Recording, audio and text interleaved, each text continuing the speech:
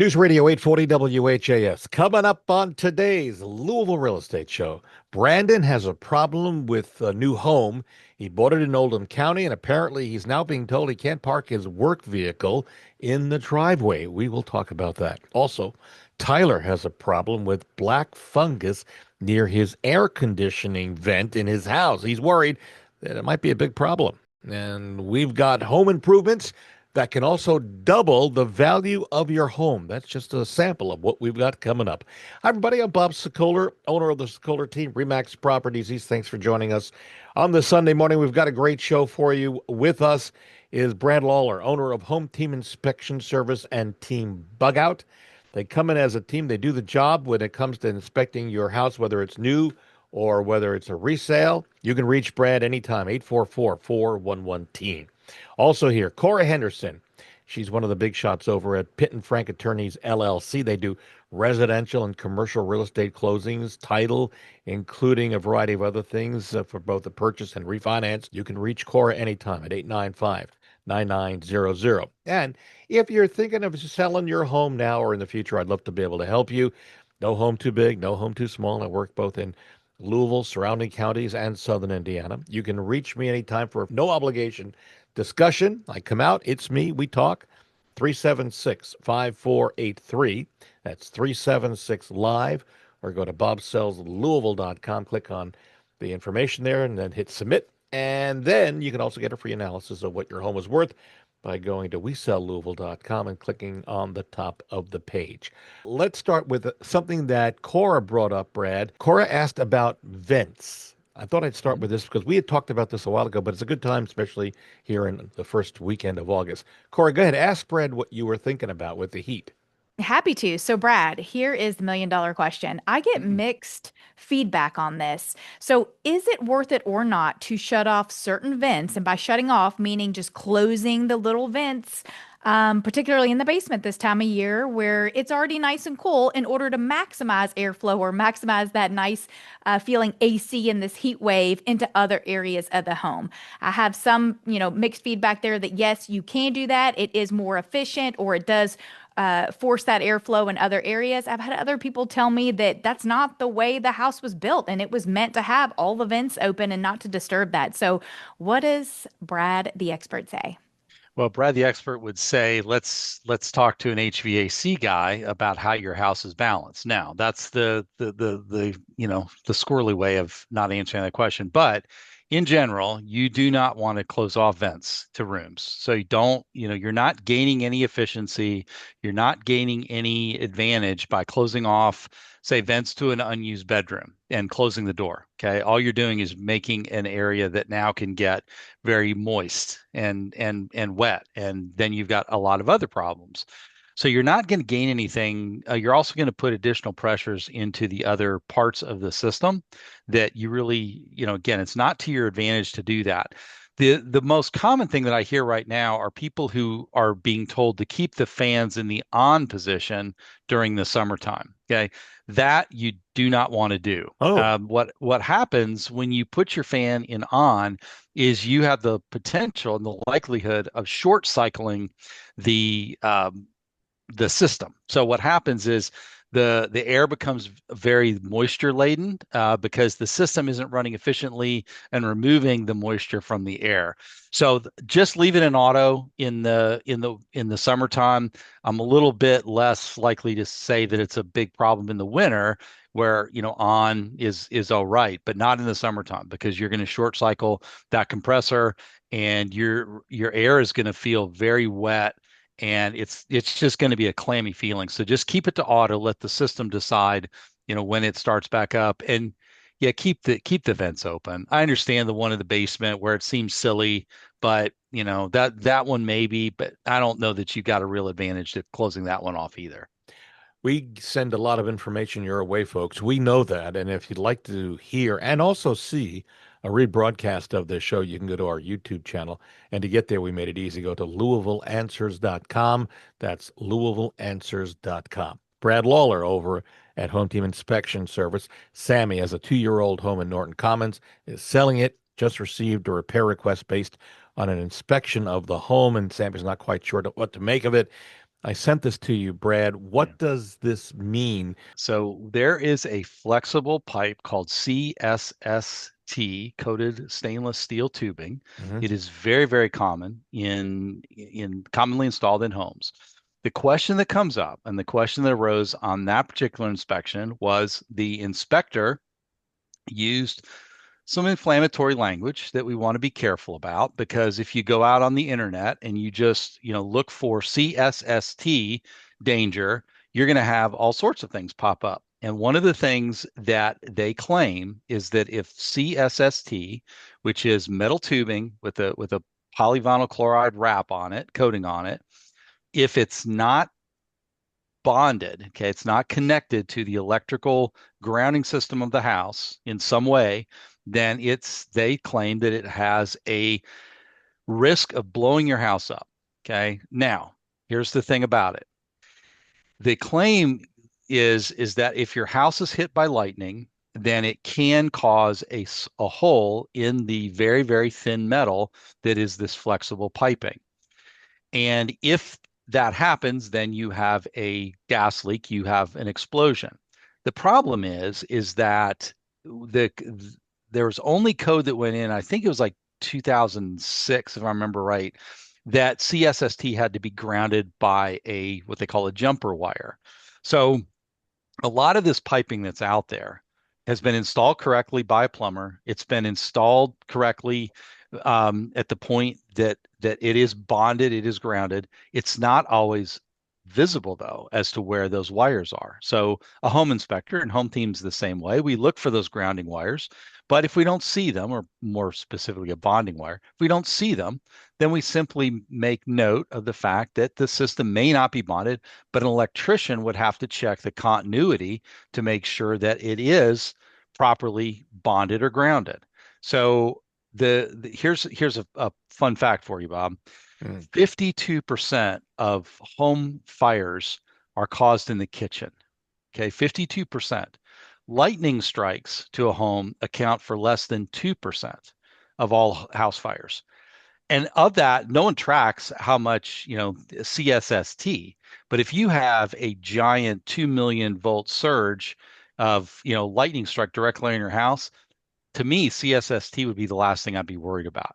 So I think that if it's not a do-it-yourself job, I don't encourage anybody to go out, get CSST and install it themselves, but install correctly by a plumber. I think your worry is very limited. Would you? But I want to say one thing, Yeah. because Indiana does have a little bit different opinion on it. In Kentucky, our local utilities don't shut houses off if the CSST is not correctly bonded.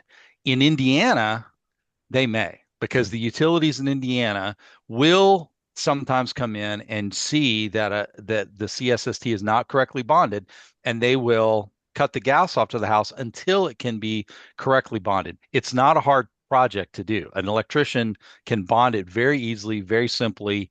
It's not a problem. But Kentucky, it's not as big of a concern. Indiana, we do know that they will shut off gas until those things are corrected. Would you tell Sammy to go back, since the house is only 2 years old, go back to the builder and Yep. the plumber and ask Mhm. the plumbing company to show some proof Yeah, that it has been checked and right. bonded, right? Absolutely, because we don't always see, home inspectors can't always see the point at which it is bonded. We can't, a lot of these things are covered up. We don't know where they've been bonded. So the plumber knows where they put it. The electrician can easily test it. So yeah, it is something you want to double check, but it's not something that we're all concerned that, our houses are going to, blow up if lightning strikes nearby. But some of the things you read on the internet, that's Hmm. how they portray it. Okay, got it. If you are thinking about selling and you want to see, well, what does the Sokoler team do? How are their agents? How is Bob? Go to LouisvilleZillow.com or LouisvilleGoogle.com. That's where our reviews reside and gives you a chance to see what people are saying about us. Over to Pitt and Frank LLC and Cora Henderson. So, Cora, Brandon and his wife purchased a home in Oldham County. They lived there 25 days and they found out that there's a homeowner association in the subdivision. Surprise! They weren't told about it at the closing table. And what's worse, the HOA is prohibiting the truck that Brandon drives, that he uses for work with his logo on it, to park in his driveway or his garage. Brandon says, "Hey, I need it. I want to keep my truck with me. I wouldn't have bought the house if I knew that." So he wants to know, what can he do about it? Is there anything he can do about it in this email he sent us? Sure. So the short answer is maybe. So I know he had mentioned it wasn't disclosed at the closing table, but I'd back up even further to say, was that disclosed properly in the seller's disclosure, specifically that the home was subject to an HOA? Was it a development where there were restrictions of record? Other types of clues that it may have been is, did you see HOA dues prorated on the closing statement, or was that discussed in your contract and or in the seller's disclosures during that part of the transaction? So a lot of other hidden clues or open clues that may clue you in, pun intended, that you are in an HOA. So I would go back and look for that. And if it wasn't disclosed, there could be a case against the seller for that lack of disclosure, and it would be worth investigating if that was a viable claim for you. As far as anyone that may be in a similar circumstance, and preferably before you buy the house, you do want to make sure that you pull those restrictions and look at anything that may be of interest to you. For instance, if you plan on renting the property, there could be a prohibition on rentals or how they handle certain types of fencing, things of that nature. So it's not necessarily common for the HOA documents themselves to be given over, and certainly not at the closing table. That's not necessarily the title agent's role. However, if you ask for it, it can certainly be provided. And moreover, don't forget that if you buy a home that is in that neighborhood and those HOA restrictions are validly lodged and made a public record and run with the land, then your purchase is going to be subject to those restrictions, irregardless of whether you were provided a copy of those or knew about it at that time. So I'm not sure if your beef would be or could be winnable against the HOA, but maybe against the seller if there was a lack of disclosure there. If you're ever concerned about the viability or the legality of a particular prohibition or restriction that the HOA has, I would encourage you to reach out to an attorney for review. I think it's curious. I've never heard that a logo truck can't be in your garage. Like, you hear sometimes that certain vehicles can't be parked out front of your house or maybe on the street, things of that nature. But an HOA restriction where they prohibit you from parking a certain type of vehicle or logoed vehicle inside your garage where no one can see it, that's interesting. I certainly Mm. haven't heard of that before. So, always asking the right questions to your legal professional may be beneficial too.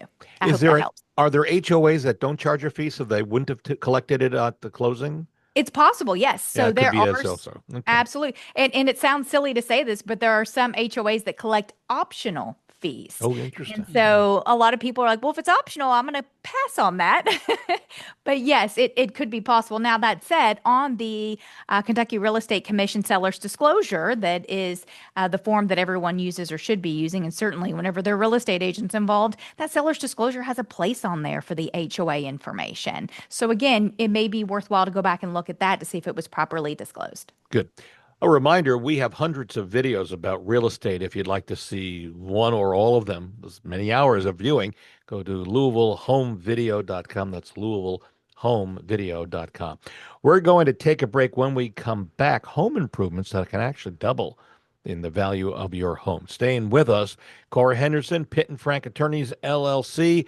They do residential, commercial real estate closings and title, including a variety of things. And you can get a hold of Cora at 895-9900. Also continuing with us, Brad Lawler, owner of Home Team Inspection Service and Team Bug Out. They come in as a team and get the job done. You can call Brad at 844-411-TEAM. And if you're thinking of selling your home now or in the future, give me a call on my cell phone, 376-5483. That's 376 Live, or go to bobsellslouisville.com. Back in a moment on News Radio 840 WHAS. News Radio 840 WHAS, Bob Sokoler, Louisville Real Estate Show, here with you till the top of the hour. Continuing with us, Brad Lawler, owner of Home Team Inspection Service and Team Bug Out.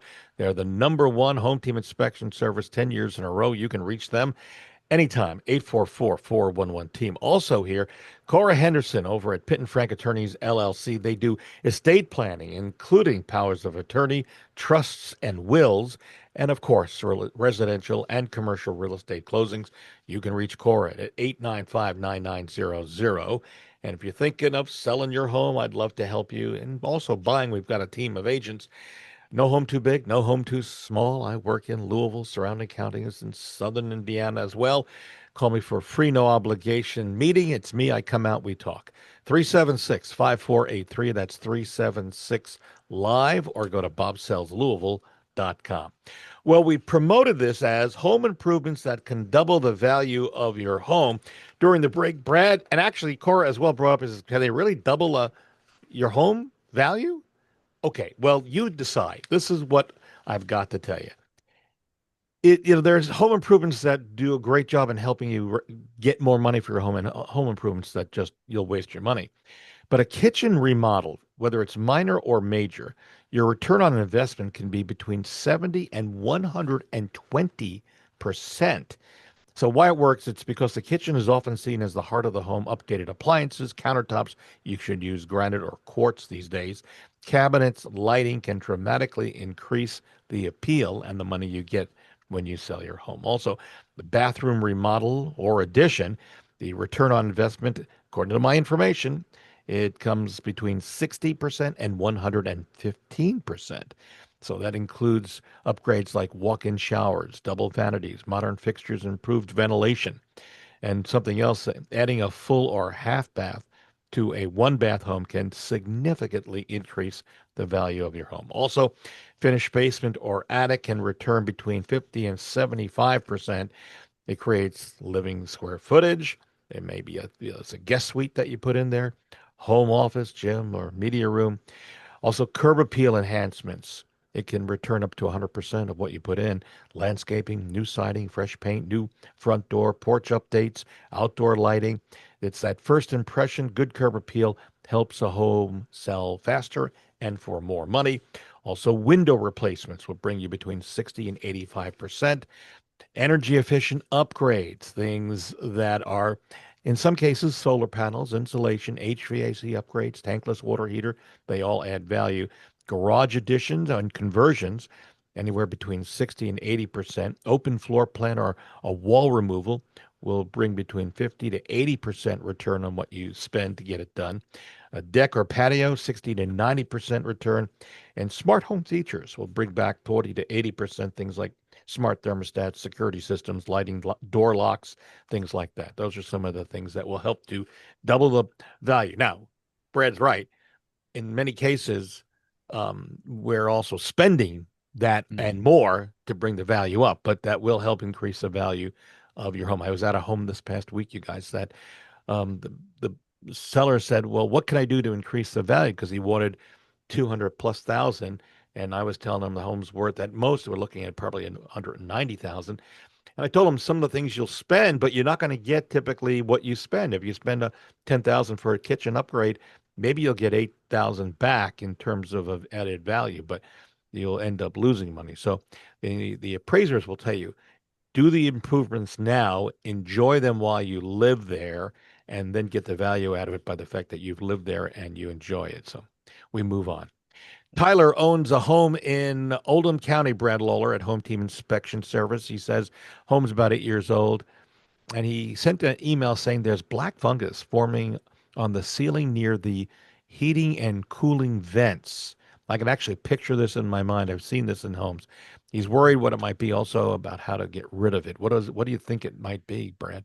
Well, it could be just dirt. No. Let's start there for just a minute. So a lot of times, people don't replace filters in their HVAC system as often as they should, and you start seeing black that will start appearing around those vents.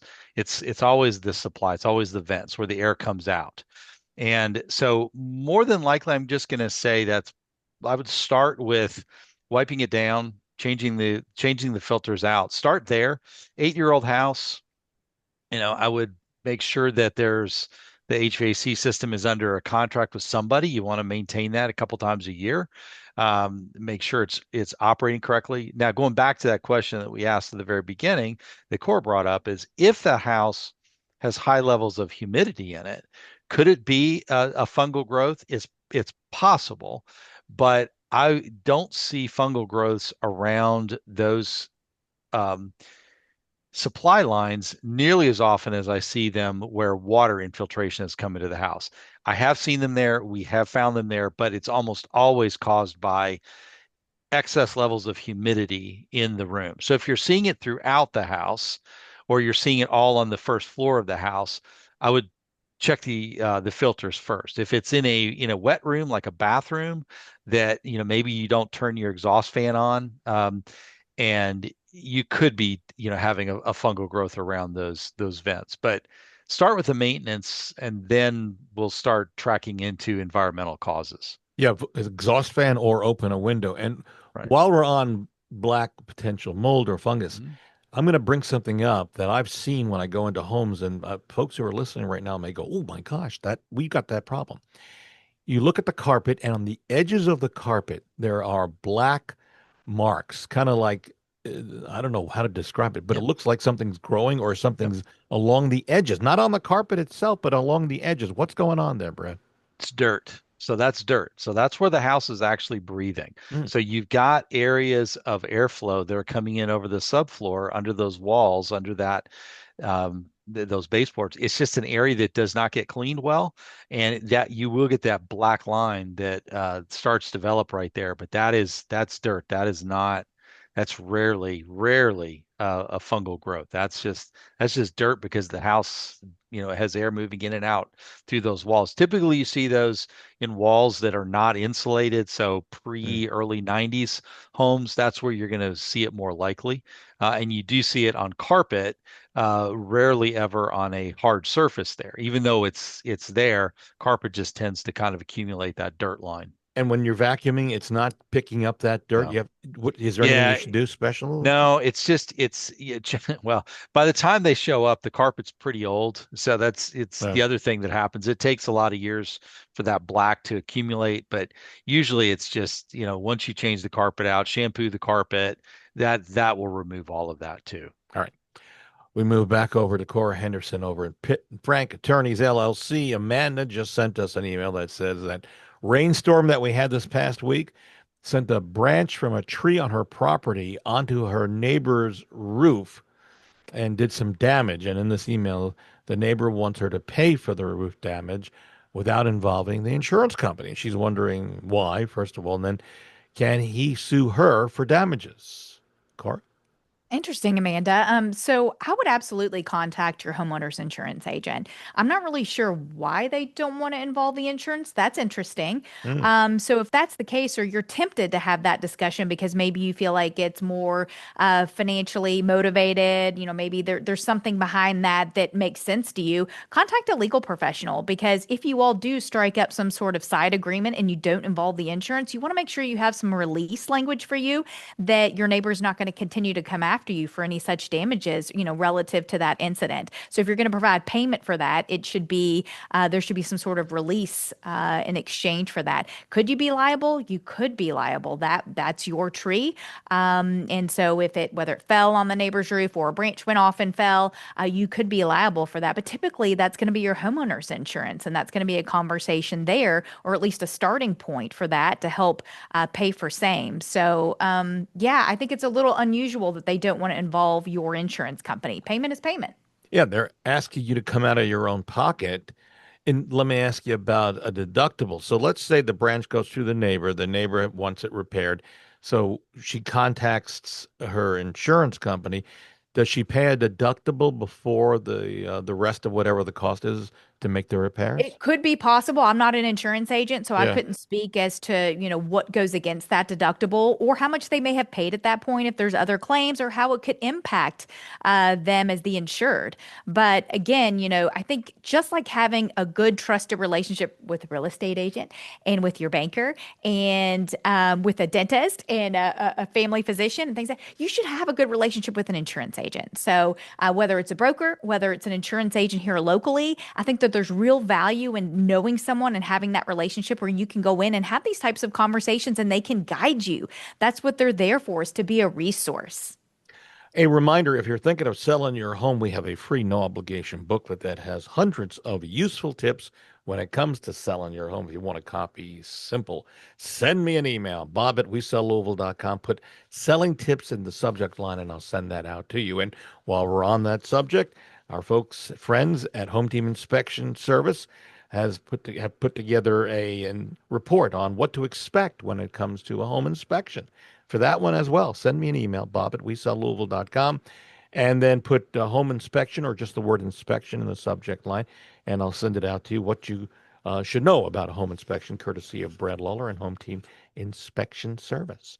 We are out of time. A reminder, you can see a rebroadcast and hear of this show by going to LouisvilleAnswers.com. That's LouisvilleAnswers.com. Our thanks to Cora Henderson over at Pitt and Frank Attorneys, LLC. They do a great job of residential and commercial real estate closings and a variety of other things. You can reach Cora and her folks at 895-9900. Also, thanks to Brad Lawler, owner of Home Team Inspection Service and Team Bug Out. They come in and get the job done. You can reach Brad at 844-411-TEAM. And if you're thinking of selling your home now or in the future, I'd love to be able to help you. It's a free, no obligation consult. We come out, I do, and we talk. Spend as much time as you want answering your questions. You can call me anytime on my cell phone, 376-5483. That's 376 live, or go to bobsellslouisville.com and then fill out that information, hit submit.